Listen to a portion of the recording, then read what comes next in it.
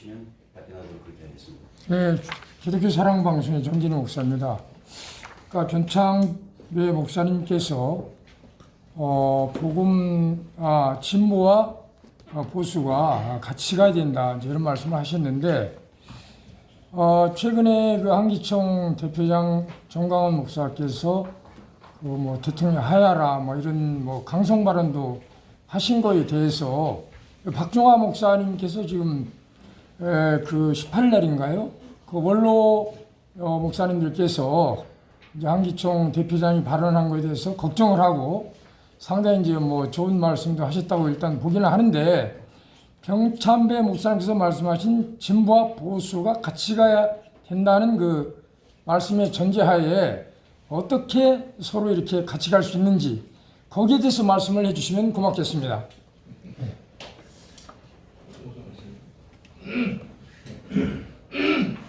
네, 참고로요. 오늘 민족 문제에 대한 얘기니까 현실 정치에 대한 부분은 하여튼 지혜롭게 답변해 주시면 좋겠습니다. 길게 가지 않고 계시면 일반인 답변보다도요. 진보 보수하는 말은 이념적으로 보지 마시고 현실적으로 제가 오른팔 왼팔 다 있습니다. 이 두 개가 같이 있어야 몸이 건강하죠. 어느 한쪽만 가지면 제 몸이 중풍입니다. 중풍 들지 맙시다. 전체적으로. 그러려면 한 가지 전제는 있습니다. 우리 사회가 같이 가려면 건강한 사회를 가려면 통일 민족 문제에 있어서 양극단은 저는 좀 쉬셨으면 좋겠어요. 좌극, 극좌, 극우는요.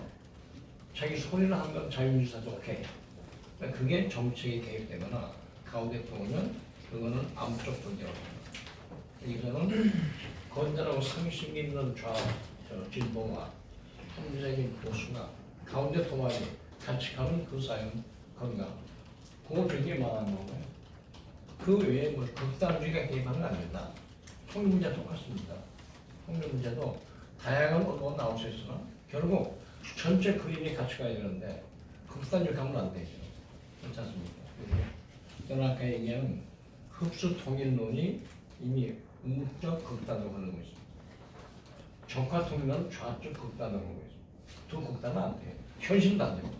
그래서 한국교회가 저는 적당히 좌우가 합한해가 아니고요. 이런 아까 복음, 하나님 말씀, 평화 공존, 평화 전쟁이 아닌 평화적 경쟁 속에서의 선의 경쟁할 수 있기는 그건 좌우가 당연히 전쟁이에요. 그래서 저는 얘기합니다. 좌나 우로로 가지고 만든 성경이 있지 않습니까?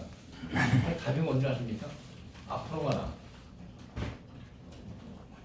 미래로 향해서 합해가라. 그렇지 않습니까?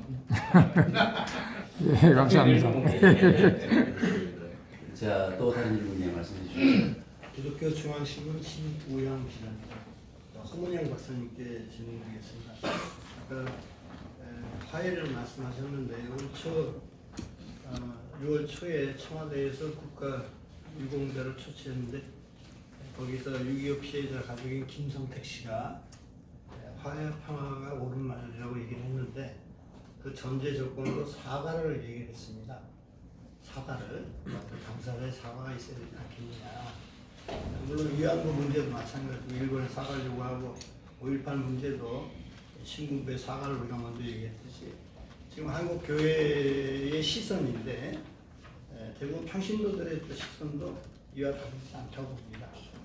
이제 70년이나 된 그런 6.25 전쟁에 대해서 서로 따지는 것보다는 어떤 사과가 먼저 있다면 화해 평화에 나가는 길이 많은 그 한국교회 성도들한테도 여기서 주장하신 내용들이 실질적으로 다가갈 수 있는데 그럼 어떻게 그 사과에 대해서 우리가 한국교회가 요구할 수 있는지 그 방법이 있다면 그 말씀해 주시기 바랍니다. 아주 어려운 질문이네요. 그것도 논쟁이 될 수 있는데 역사적 사실은 분명히 북한이 남침한 거죠. 또 그거는 분명히 우리가 밝혀야 되고 또 쌍방간에 인정하고 또 사과해야 된다고 생각을 합니다. 그런데 이제 우리 입장에서도 생각을 좀 해볼 게 있다. 그러니까 우리 용서하고 또 우리 뭐 유태인들이 말하는 거지만 don't forget, 잊지는 말아야 되는 거죠. 근데 사과하고 용서하고 우리도 해야 할 일이 용서해주고 그리고 우리도 용서를 빌 일이 있다. 요거 굉장히 좀 조심스러운 말인데 무슨 얘기냐면 6.25의 전쟁 상흔이 굉장히 큽니다. 남쪽에서 죽은 사람들은 86만 명으로 추정이 되더라고요.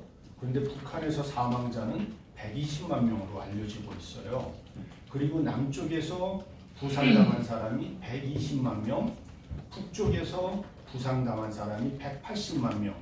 그러니까 남쪽에서는 206만 명이 사상자가 발생했고 북쪽에서는 300만 명이 사상자가 발생했습니다. 그런데 북한 주민 숫자는 당시에 900만 명입니다. 그러니까 3명 중에 1명은 북한 주민들이 죽거나 다쳤어요. 우리는 2천만 명 중에서 206만 명이 죽거나 다쳤기 때문에 10명 중에 1명이 그런 상처를 겪은 겁니다. 그러니까 이렇게 놓고 보면 6.25 전쟁의 상처가 우리는 10명 중에 1명, 북쪽에서는 3명 중에 1명. 원인은 북한이 제공한 것 분명히 사과받아야 되고 용서해줘야 되는데 이 전쟁의 3년간의 기간에 북쪽 사람들도 많이 죽었다. 그런 점에서는 우리도 북쪽 사람들한테 용서를 빌 일이 있다면 그런 것을 같이 풀어야 이 화해가 되지. 전쟁의 원인을 당신들이 제공하기 때문에 이것 없이는 다른 일은 진전될 수 없다 그런다면 저는 굉장히 갈등이 있을 수 있지 않을까. 그런 점에서 우리 한국교회가 한 번 더 역사를 생각해 봤으면 좋겠다 이런 생각을 합니다. 취지는 제가 잘 이해하는데요. 근데 만약 그런 논리라면은 뭐 어떤 폭행 사건이 있을 때 먼저 시위원 쪽이 폭행을 했는데 맞은 사람보다 때린 사람이 더 많은 상처를 입고 전치 진단이 나왔다고 해서 먼저 피해자가 먼저 사과하고 아니 북이 먼저 사과를 해야죠. 그러니까 지금 제가 질문 드린 것은 우리가 먼저 용서를 한다면 만약에 이런 지금 박사님의 얘기를 갖다가 어떤 학생들이나 이런 사람들이 듣는다면 우리가 더 큰 잘못이 크구나 이렇게 호도할 수도 있단 말이에요. 아니, 제 얘기는 예. 사과를 지금 해야 된다고 얘기해서 사과를 받아야 된다 그랬어요. 그러니까 제가 질문 드리는 것은 그 사과를 받기 위해서 한국교회가 어떤 노력을 해야 되는지 성도들에게 어떤 것을 갖다가 주시시켜야 될지 그것을 여쭤보는 겁니다. 그거는 역사적 사실이니까 그거를 정확하게 우리 성도들한테 알려줘야죠. 분명히 북한의 남침이다. 그거에 대해서는 뭐 일말의 양보의 여지가 없죠. 자, 다른 기자님 말씀 주세요. 기독인 뉴스의 김성수 국장인데요. 30년 동안 기독교가 한국교회가 북한 선교에 매진을 했고 지원금을 많이 지원했고 교회도 세우고 특히 뭐 봉수도교 통합 같은 경우도 몇십억 몇백억을 들여서 지원을 해왔습니다. 30년 동안 이제 한국교회가 통일을 위해서 이제 북한 선교든 지원을 하든 아니면 단체를 통해서 해왔는데 여기에 대한 과와 실이 있다라고 생각합니다. 그러니까 그거를 제가 볼 때는 6.25 전쟁 69전을 맞으셔서 평화통일을 얘기하실 때 한국교회가 지금까지 쏟아부은 거에 비해서 과와 실을 좀 얘기를 해주시면 좀 간략하게 주면 좋겠고요. 또 하나 오늘 제가 볼 때는 조금 중요하게 생각하는 부분은 오늘 평화통일을 얘기하고 복음통일을 얘기를 하시고 그다음에 박종환 목사님께서도 잠깐 인권 얘기를 했는데 북한 주민들에 대한 인권 문제가 요 근래 몇 년 사이뿐만이 아니라 한국교회가 좀 방치해왔다는 부분이 굉장히 큽니다. 왜냐하면 다른 부분에서 뭐 한국교회가 북한 지도자들, 종교 지도자들 만나기 위해서 뭐 60억을 갖다 주든 100억을 갖다 줘서 뭐 그 창구 하나 만들었다고 해서 한국교회가 이득을 얻는 건 없거든요.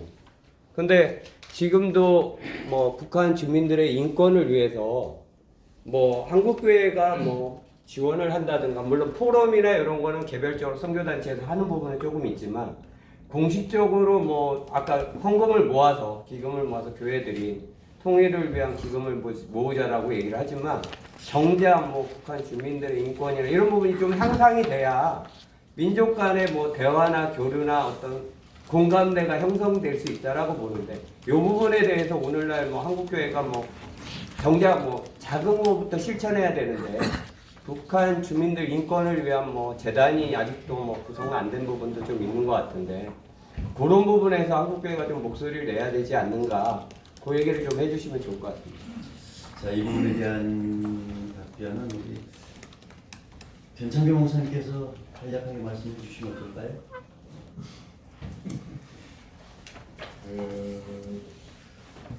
모든 일에는 밝은 면도 있고 어두운 면도 있습니다. 저희도 그동안 대북 지원 사업, 인도적 지원이라든지 이번 북한의 조선 그리스도교 연맹과의 교류 사업을 한국교회가 열심히 했습니다. 본격적으로 문어를 처음 열었던 거는 사랑의 쌀 나누기 운동을 제가 기원합니다. 처음 저희가 대북 지원 시작한 거는 사랑의 쌀 나누기 시작할 때 규모가 상당히 컸습니다. 물론 이제 그렇게 되기까지 뒤에서 노력한 분들 수고도 컸고요. 사랑의 쌀 나누기로 시작돼서 북한의 예배당 짓는 2개 지었고요. 장충성당까지 3개를 지은 그 사이에 이제 신학원 지었고 원시를 지었고 그 사업을 저희 교단도 했는데 감리교가 열심히 했습니다. 그러고 이제 그 사이사이에 이제 교파를 가리지 않고 합동이라든지 보신, 성결교, 한국교회 일반이 보이지 않는 어른들이 하는 일을 왼손이 알지 못하게 대북 인도적 지원을 굉장히 활발하게 했습니다. 또 북에서는 해외 동포들을 통해서 많이 참여했기 때문에 해외 동포 그러면 그냥 기독교인으로 동요로 생각합니다. 길게 설명드려 죄송한데 이렇게 해서 긴 시간 동안 한국교회에서 얻은 것이 뭐냐? 그거는 한국교회가 북한 사람들의 원수는 아니다. 이걸 북한 주민들이 이해하고 하기 시작했다는 게 저는 큰 감사한 일이라고 생각하고요. 실이 뭐냐? 실은 따져봐야 되겠는데 저희가 가서 예배를 공개적으로 드린 건 아니거든요.